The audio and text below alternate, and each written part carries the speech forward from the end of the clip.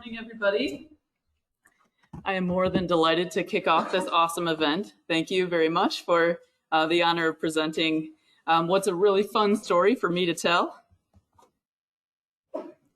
So it's our Fox River Day, which Gary will be talking about later, an annual event in September, the third Saturday in September. I coordinated a full-length Fox River paddle, and I'm here to tell you that story. And it feels a little bit like preaching to the choir because everybody in this room has a connection with this river, of course, right? So going along the way, I'm sure there's something that you can all relate to. And, you know, Friends of Fox River is in the business of helping encourage those connections.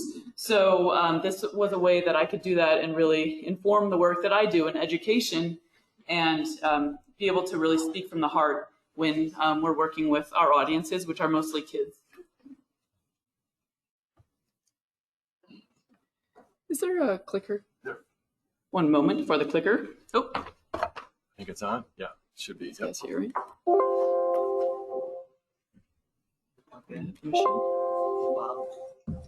Yeah. For now, we can just hit the buttons down. So there still are crazy people. So people ask me, oh, okay, that sounds really nuts. Are you sure? And I said, of course. And this picture here, you can see my shadow.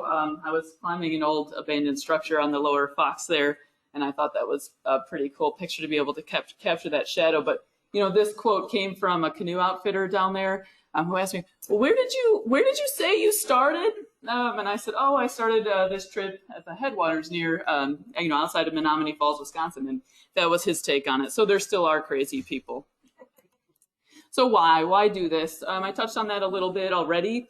I'm an adventurous person, as many of you are. I spent, my childhood looked like this, right? So most of these pictures are from, you know, the Northwoods of Wisconsin here. It has a deep place in my heart.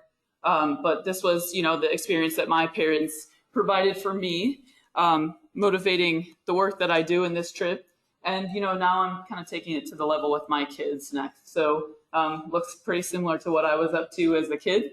And, you know, for us with Friends of Fox River, we really want to make that bigger, right? We want to grow this connection that people have to the natural world, because I think few of us would argue that that's something that is decreasing in our culture specifically, right? So that's what I'm able to do for my job, is to create these kind of experiences for kids and, you know, teach them things about science and get them doing stuff along the way. One of my favorite stories to tell is what that graphic is depicting in the upper left-hand corner, I guess. So I was on an after-school hike with a program that we coordinate, you know, in a very, very small open space parcel right in the middle of, you know, our urbanized central watershed portion.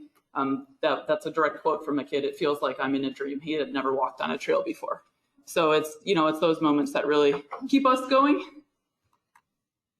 So the whole trip, I let the organization know that I wanted to do this in conjunction with It's Our Fox River Day. And it took 9 months to plan it. So this is what it looks like. Many of you from up here on the Wisconsin side probably recognize where the Fox River looks like that. It was new to me. I had never seen that portion of the river at all. I was warned.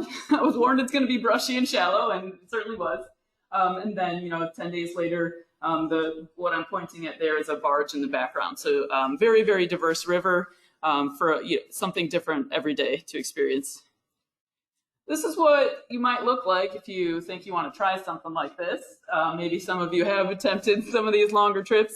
It was more than just a joyride for me, right? Because I also incorporated some of our outreach work. I did some Zoom lessons with some after-school programs. So trying to make that all fit together and stay on an itinerary ended up being pretty overwhelming. So I had a lot of help organizing the gear, and I borrowed pretty much everything. So this was the canoe that I used. I wanted to use a canoe because litter cleanup was part of this. That was something that I had wanted to do, a big part of the purpose altogether, and also identify some of those litter hotspots, which I was able to do. And that will actually inform, what we kind of the outreach that we do for people to participate in It's Our Fox River Day this year. So it was a 63-pound fiberglass canoe. It's a solo plus, so I could paddle in tandem or I could paddle it by myself, and it was about half and half. So what else? Okay, you gotta have a tent, gotta have a guitar, of course, right? And you know, for being, you know, born in Illinois, but with a lot of love for Wisconsin, I've lived up here 2 different times. I demanded that I had to have the cheese hat there, so. And it actually turned out to be pretty helpful because with the water being so shallow in the beginning, I ended up creating a pinhole in the canoe, and it worked as kind of a sponge to be able to bail the canoe out a little bit. So I know you all probably, this is, you know, nothing new for you, but when I talk to the general public about this, these are the questions right away. Where does the Fox River start and where does it end? So I like pointing this out because, you know, the 2 different visuals here really kind of show you what's going on around the river in different portions of the watershed and along the river specifically. And it's extremely diverse. So there's the one for the end, clearly a lot more rural. So, you know, once I've got beyond Yorkville, and you'll hear more about that, I'll kind of go through the itinerary, how things went. Mostly farms all along the sides and private, lots of campgrounds and private landholders down there.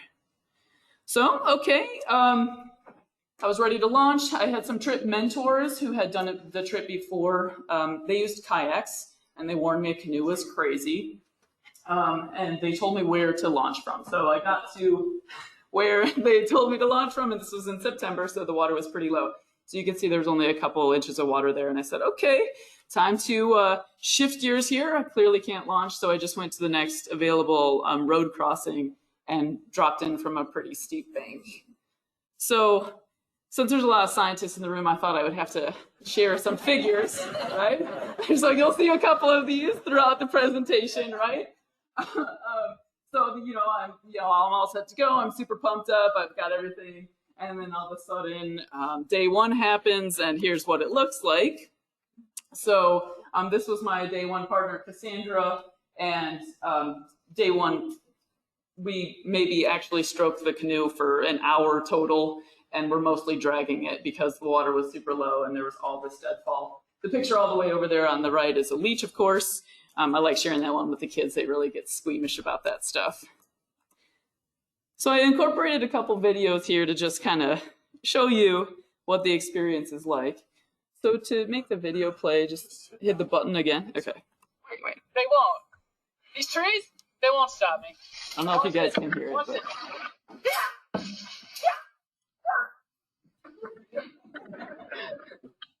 I've had my fun.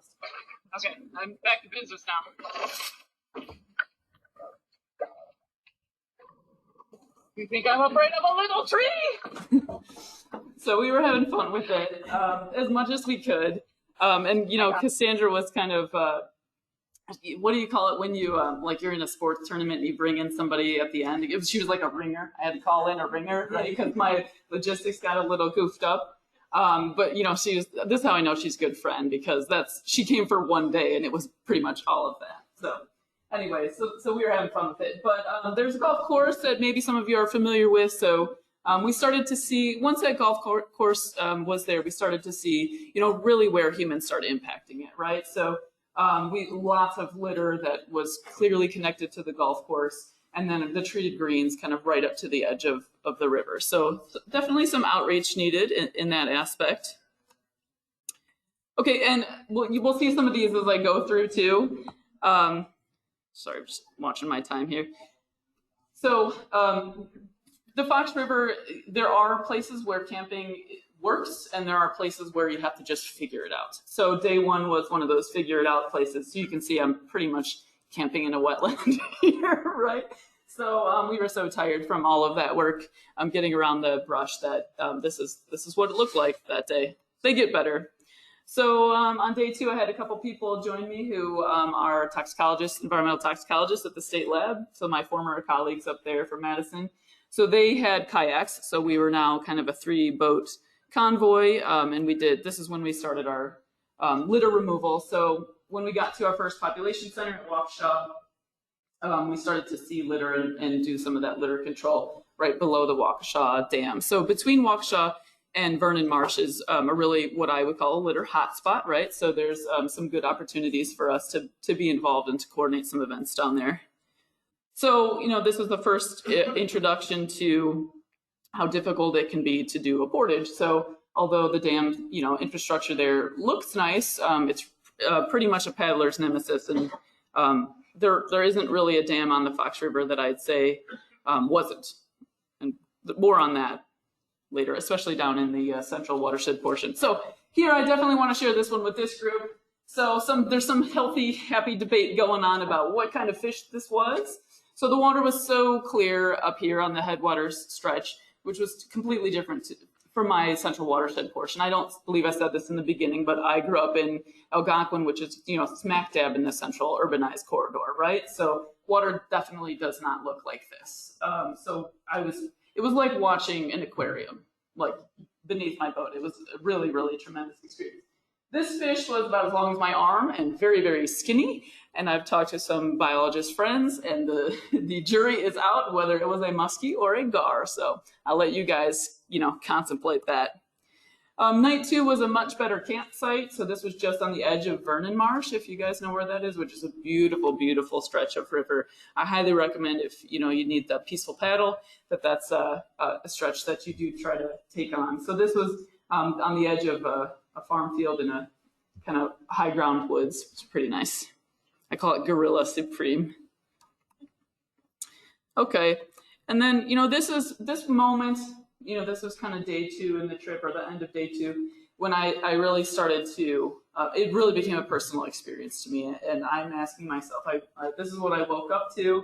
Everything that I had with me was in my boat. All my food, everything to keep me alive was with me, and I was like, this is maybe the closest to wildlife that I'm ever going to be. Or at least right now, I really feel that way. So it was that was kind of a turning point for me.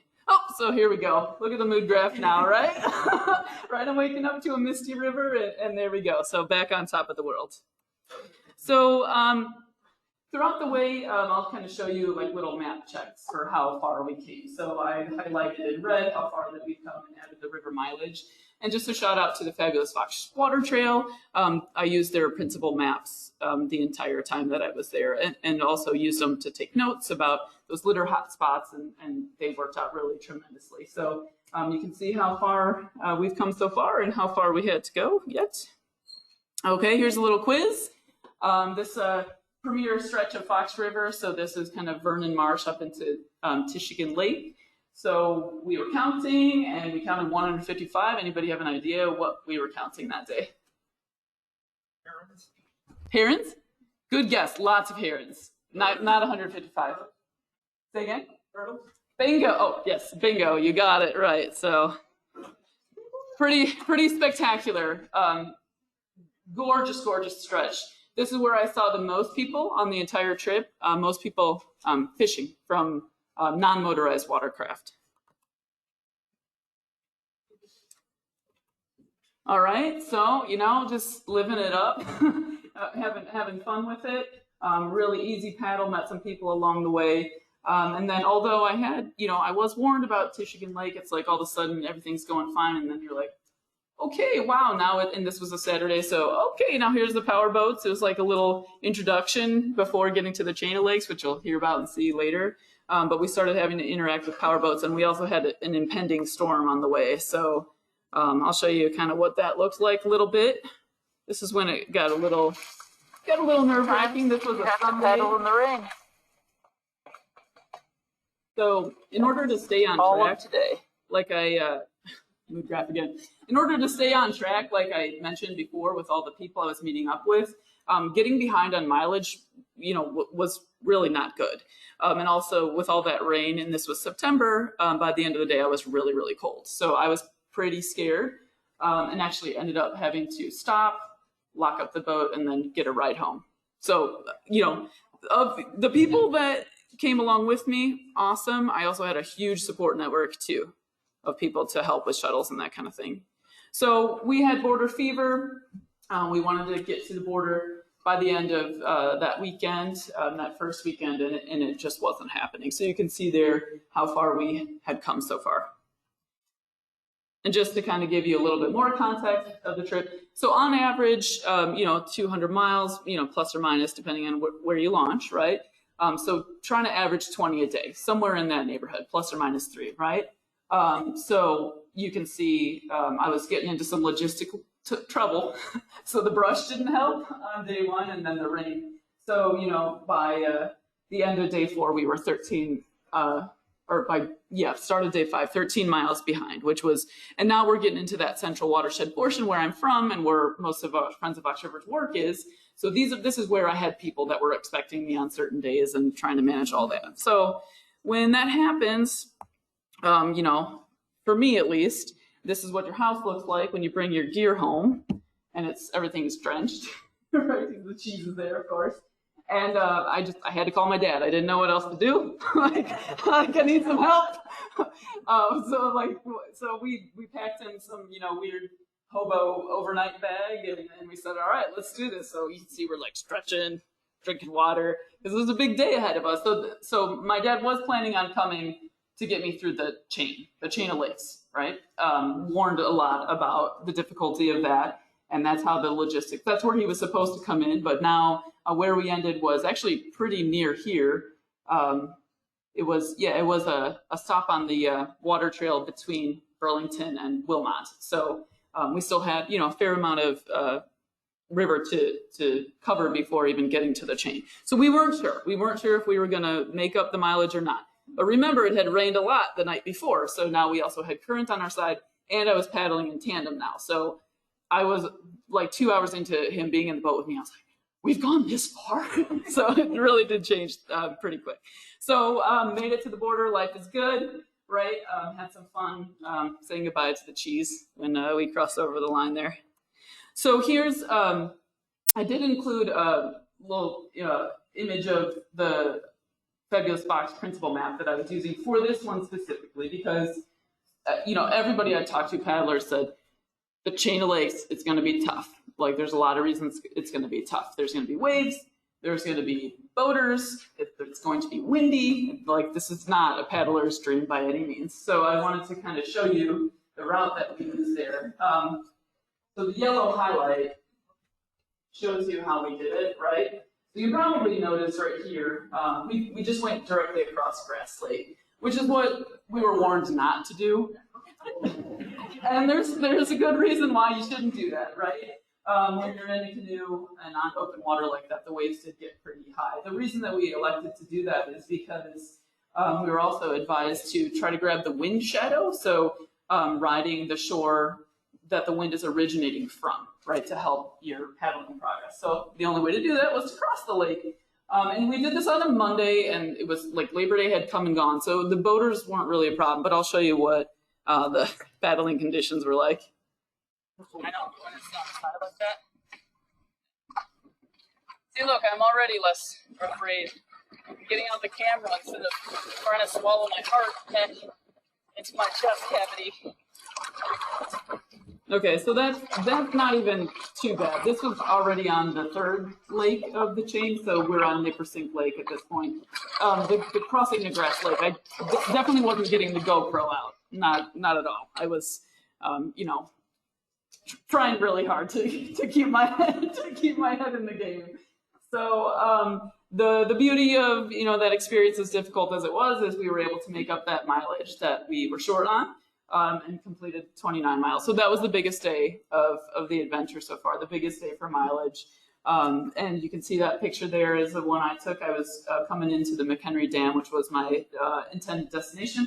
I was coming in at sunset there and able to get off the water. And while I was in the central watershed portion near my home, I was doing kind of out and backs. So I had shuttle assistance to do that. I have 2 children, so being home during that time was important, and it also seemed really goofy to be camping 30 minutes from where I lived. I'm like, I think I'll just go home for the night, right?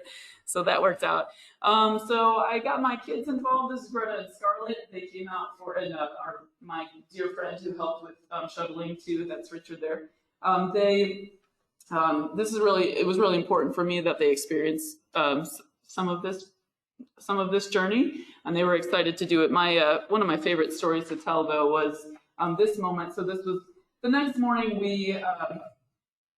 Our school district is now doing late start, which is new this year. So school doesn't start until 10. I was like, hey, I'm home. I'm doing this river trip. Let's take the canoe to go to school, right? So we were able to do that, and this was another one of those really pivotal moments for me on the trip that just became really deeply personal. That picture on the right is my favorite picture of the trip, and I'm going on this big adventure. I'm seeing all these places I've never seen before, and that picture was taken in right where I grew up, right, with my kids. So pretty special. Okay, so here's where we are now. I was riding tandem from the border. Well, from my dad on, I was riding tandem, so I was just moving a lot quicker. We got to the Kempf Street Dam at mile marker 71 there, and all I can say is for what's ahead is dam, right? So this is the slide that has the most text that you'll see out of anything.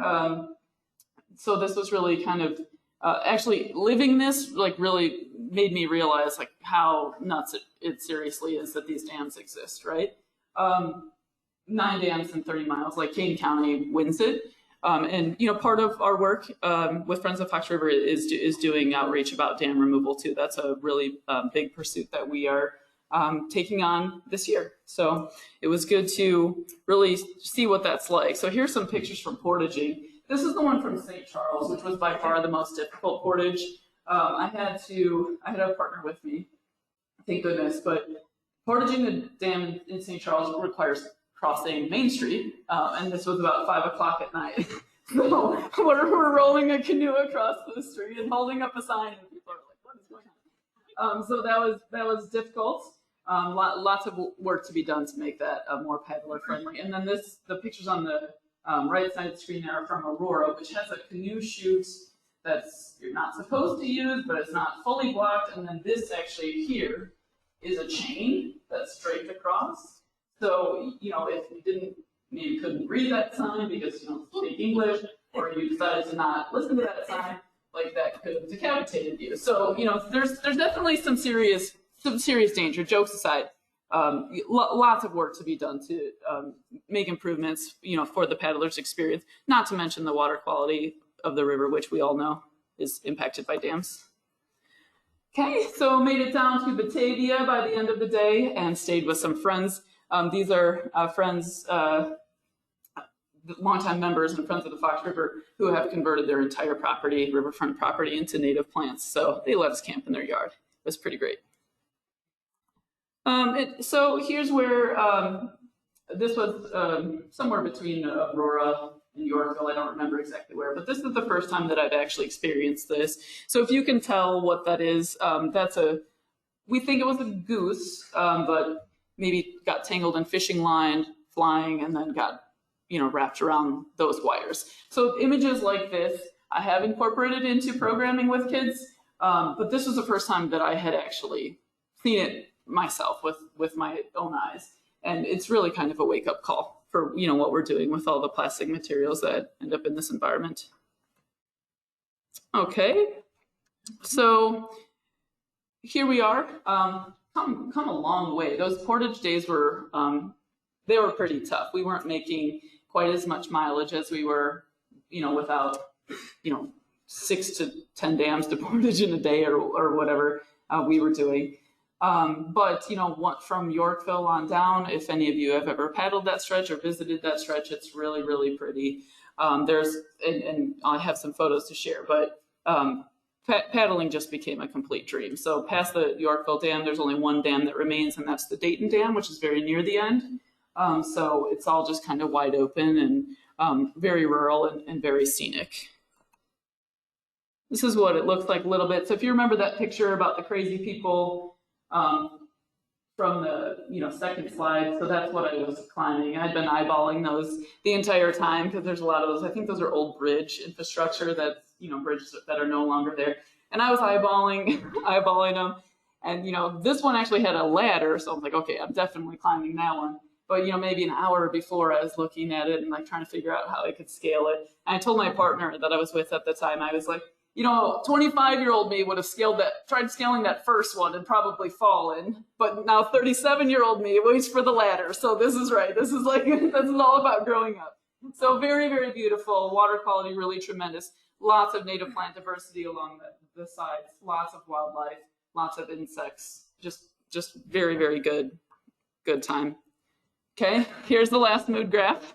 Can you guys figure out maybe what was going on between days 7 and 9 with the mood? Yes, so lots of dam portaging. So life between portages happening there. But you can see, you know, the mood really skyrockets at the end, you know, because there's all this sense of accomplishment. I have all this context that I've gained, and it's just awesome. Okay, so maybe you know this, but they're down on the lower Fox. There's a whole portion of dells, right? So these big sandstone bluffs are there. So we spent some time in caves, which was great, and just really enjoying the beauty. I have a little video to share.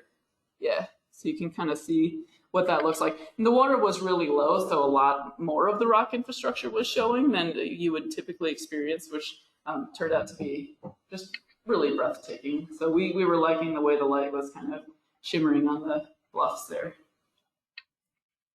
And our organization is, we've got some plans to coordinate a trip down there, not set in stone yet, but we certainly want to bring some people out that maybe have never experienced anything like this before. So last campsite, this was at the Dayton Dam. There's an established campsite there, which was nice. So it was the first time we could actually have a fire, so that was really nice. And then, you know, just kind of out of the blue, what trots across the way but a fox? I was like, my last night on this full-length Fox River trip, and of course I see a fox. So I like to think that, you know, that was the spirit of the fox himself, that our activist whose work we draw on quite a bit. So that's why I included, you know, his signature there in the middle. Okay, so once you're at the Dayton Dam, there's about something like 5 miles before the confluence with the Illinois. But another thing that we were warned about, which turned out to be really real, is what this shows in the video next. Maybe some of you have experienced this before, so I like to call it a free-for-all.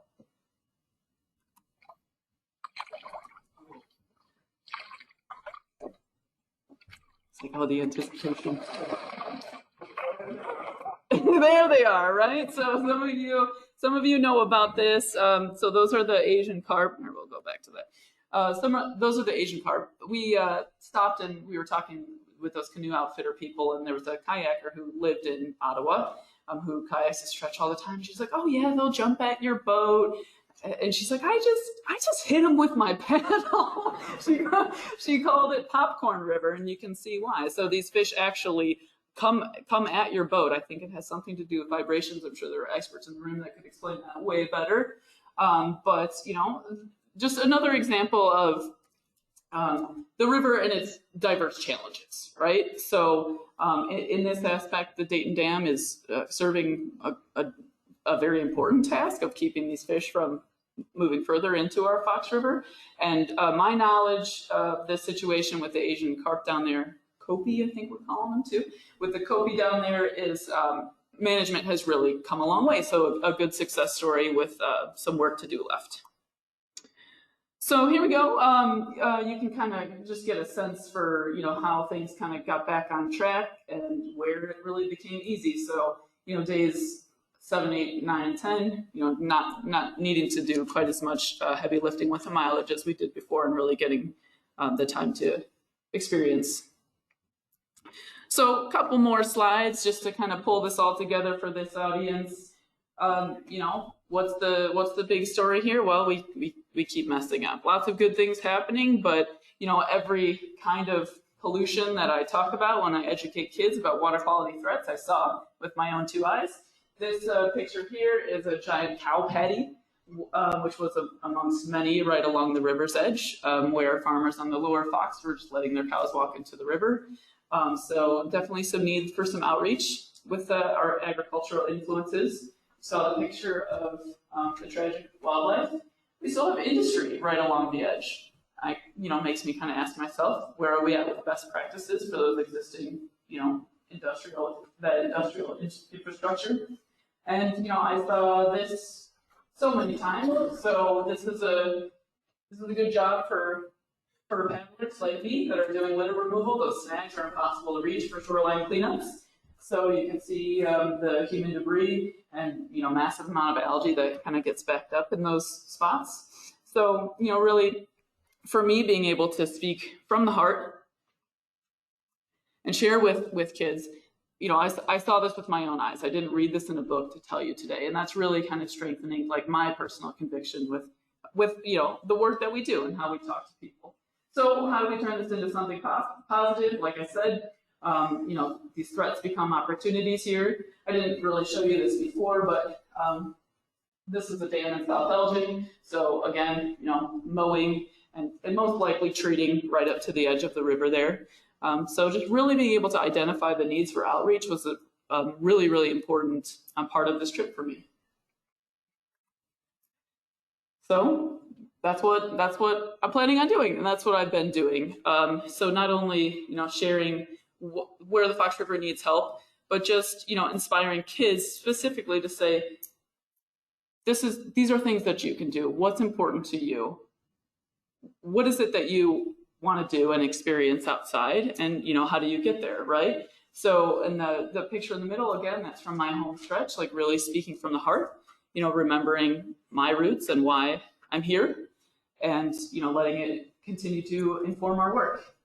Cultivating compassion. So that's a picture of us with a school group taking kids into streams and collecting macroinvertebrates and really opening their eyes to the amazing world that's in the bottom of our streams and what they can do to protect it. So I just got the 2-minute warning, and that's it. This is everybody who came along on the trip. If anybody wants to ask any questions, is that appropriate, Tom, to do that now? If anybody has any questions, I'm happy to answer. Where did you first notice the water clarity start to change from the upper reaches? You had the picture of that large fish. When did you really notice the water getting the typical lower Fox, murky? Right. So big change at the Tishigan Lake impoundment. So that's between Vernon Marsh and the town of Waterford,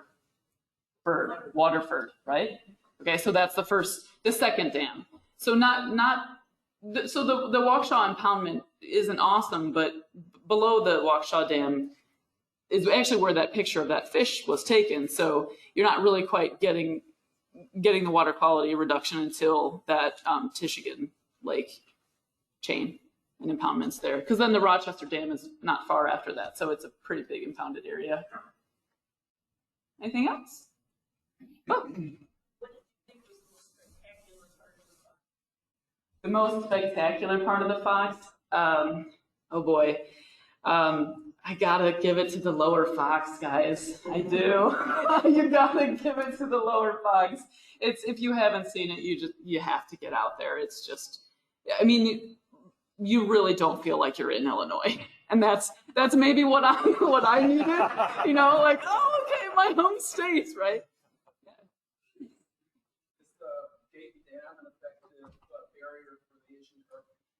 To my knowledge, it is. I did not see or interact with them above the Dayton Dam, and that is what word of mouth people have said. So maybe others in this room could verify that more specifically from the paddlers' experience. Yes, it is. I have to stop. Oh, can we do one more just real quick? Did you say locks? Yeah. I didn't have to do anything with locks because there's ways around it. Thank you, guys.